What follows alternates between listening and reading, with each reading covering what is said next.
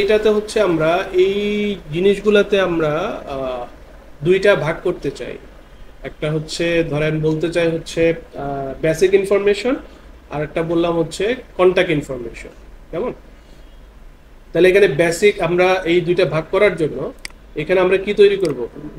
Column group তৈরি করব। এই যে আমাদের এটার আন্ডারে এখানে কি আছে? কলাম গ্রুপ আছে। তাহলে আমি প্রথমে একটা কলাম গ্রুপ তৈরি করি, ক্রিয়েট কলাম গ্রুপ। তারপরে এটার একটা নাম দিব, এটার নাম দিলাম হচ্ছে বেসিক ইনফরমেশন। তারপরে আরেকটা কলাম গ্রুপ বানাবো যেটার নাম দিব হচ্ছে কন্টাক্ট ইনফরমেশন। এখন দুইটা বানানোর পরে আমরা কোন কোনটাকে বেসিক রাখতে চাই। তাহলে এখানে আমাদের এমপ্লয়ি নেম, তারপরে হচ্ছে তার জেন্ডার, ম্যারিটাল স্ট্যাটাস, ন্যাশনালিটি, হ্যাঁ, এনআইডিটা কি আমরা বেসিকেই রাখি। তাহলে কন্ট্যাক্টে যাচ্ছে তার অ্যাড্রেস, ফোন নাম্বার আর হচ্ছে ইমেল। তাহলে এগুলাকে আমরা হচ্ছে নেমের পরে নিয়ে যাই এই চারটাকে। তাহলে এখানে আগে কাকে রাখতে চাই?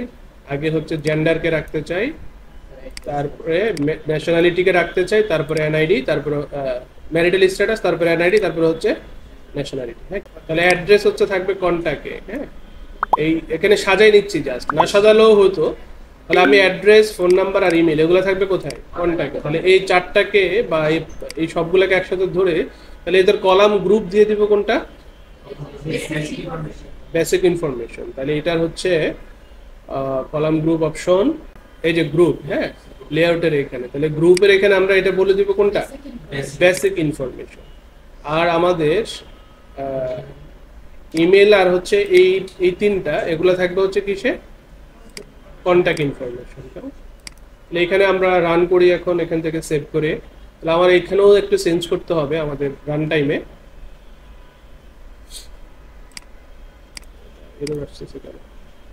এইখানে আমরা একটু রিলোড করি।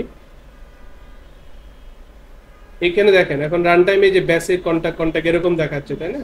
তাহলে এইখানে আমাদের একটু চেঞ্জ করতে হবে। আমরা ওখানে যেভাবে গ্রুপ করছি ওগুলো এখানে পাশাপাশি রাখবো। তাহলে আমার ইয়ার পরে এমপ্লয়ি নেমের পরে রাখছি কাকে? জেন্ডারকে।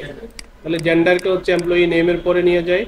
তারপরে হচ্ছে রাখছি হচ্ছে তার ম্যারিটাল স্ট্যাটাস, সম্ভবত, হ্যাঁ, ম্যারিটাল স্ট্যাটাস। তারপরে হচ্ছে এনআইডি, তাহলে এনআইডি কে উপরে নিয়ে যাই। তারপরে হচ্ছে ন্যাশনালিটি। আচ্ছা,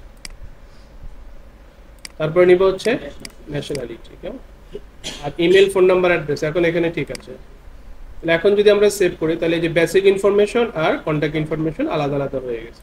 তারপরে এই রিপোর্টটাকে এবার পার্মানেন্টলি কি করে দিব? সেভ করে দিব। কেমন? তাহলে এই যে এটা পার্মানেন্ট সেভ হয়ে গেছে। এখন আমরা রিলোড করলো এটার পরিবর্তনটা আর দেখতে পাবো না। কেমন? Don't forget to like and subscribe.